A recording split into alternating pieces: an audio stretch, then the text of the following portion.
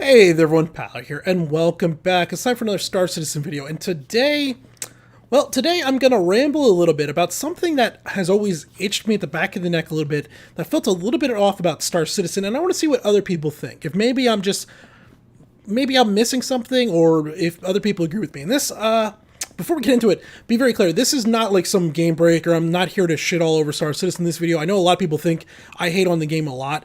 This is just a talking point. I don't really have a conversation for this week that I wanted to go into too far, but I did want to put out some content, and I would like to hear other people's opinions on this, and it's about the scale, the size of ships, and how they feel to be smaller than they should in my mind. I actually got into this video, and initially when I was setting up to start creating this video, I wanted to go all the way through and say all ships felt smaller than they really should. And in order to do that, I started off by actually comparing the size of the fighters within Star Citizen. Now we're talking the single-seat fighters. Obviously right here we have the Gladius, your Saber, your Super Hornet, well, Super Hornet's two, but Super Hornet, Hornet, those are the main ones, the Buccaneer. And my initial opinion was these ships, if we compare them to what would be their essential modern day counterparts, so like the Gladius here would maybe be compared to the F-16, the Super Hornet would be compared to like the F-20, not the Super Hornet, the Saber would be compared to like the F-22, things along those lines. And I felt these craft seemed a good bit smaller.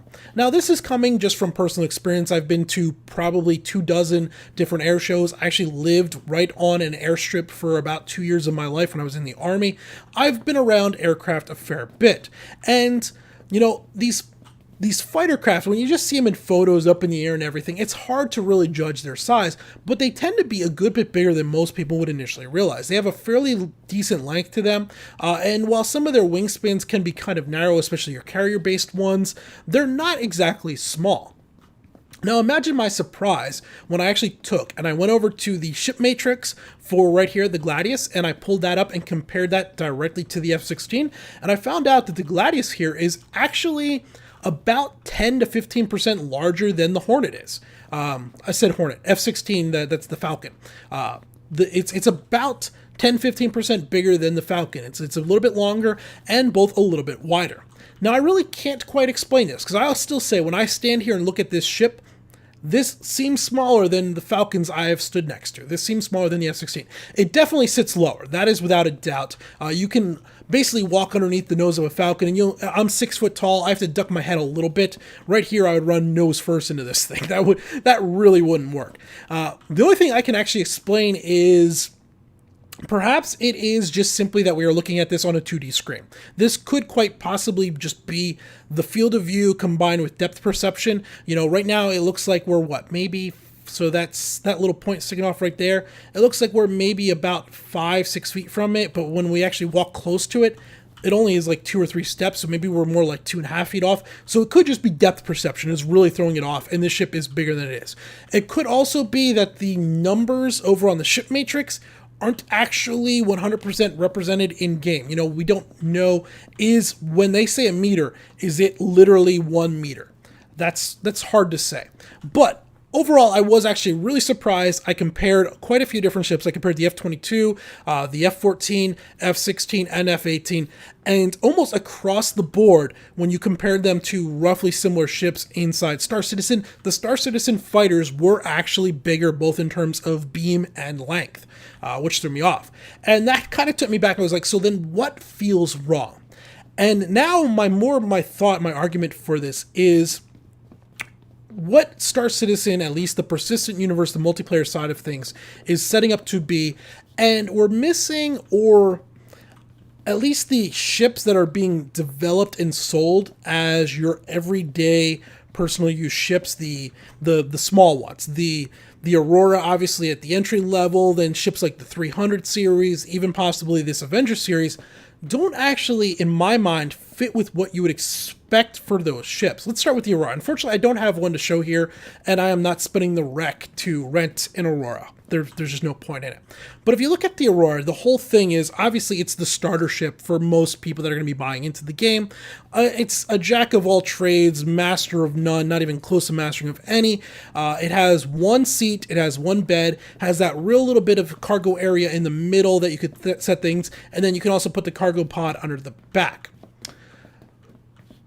Okay, all that is fine, but conceptually, what is supposed to be within the lore of the universe, what is supposed to be that general purpose ship for people to use, if people are going to be regularly traveling from Earth to Moon, planet to planet, moving around and everything, are they going to buy a ship that only holds one person? Are they not going to have a ship for them and their family? Are we not going to assume that a large portion of what would be the people living in Star Citizen in the universe aren't going to have families and kids and stuff? It seems to me like your basic model ship, if anything, should hold a minimum of 4 people and have enough cargo space for some basic rescue essentials like spacesuits, extra air tanks, possibly patch kits for repairing holes in the ships and stuff. The ship should be closer, less aircraft and more houseboat, I think. And here's where I want other people's opinions. Am I completely off on that? To me, houseboat makes a lot more sense. We're talking more naval vessels at this point than we are aircraft in what is going to be used for space. If it's going to be going into atmospheric landing, it does need to be aerodynamic to some extent, unless we're now talking different techs like grav lifts and stuff. But the size, in my opinion, would be something maybe not quite as big as this Cutlass Black here, but definitely a little bit bigger than the Avenger. In fact, I would say kind of split the difference between the two of these is where I think the Aurora should be sitting in terms of size. The Avenger here could technically, I think, work if we open this up. Now, this is the rented one, so this is the bounty hunting version. So it's got the 6 holding cells in the back here, which are nowhere near large enough for a person to get into. Get open. They're so small. But you could see if you pulled these cells out and maybe this bulkhead here, the ship itself is still wide enough through this area that bulkhead could be removed a little bit. And you could probably get 4 seats in here, plus then some life-saving equipment, things along that line. I think you would have to maybe raise the ceiling another 12 to 18 inches. But you could see this Aurora, if you would take it and make it 15-20% larger, raise the ceiling a little bit, maybe boost the wingspan out a little bit just to open up this center area a little more. This could work as an everyday person plane. They'd have enough room to, take the family to soccer practice, pick up groceries, parts for their house, whatever. You got to load some plywood in there because you're going to be doing some building a shed in the backyard. You could definitely see this actually working with this ship if it was a little bit bigger. The Cutlass obviously is then the next step up, a good bit larger. The Cutlass to me feels like, the Cutlass to me, again, while I like the size of the Cutlass, conceptually the Cutlass to me is almost what would be the Millennium Falcon, what would be the Serenity from Firefly. Though I could see people also making the exact same argument that those ships would be either the Constellation or maybe even the Caterpillar. Both are fine. It all really depends on where you fit in that category, what you're looking for.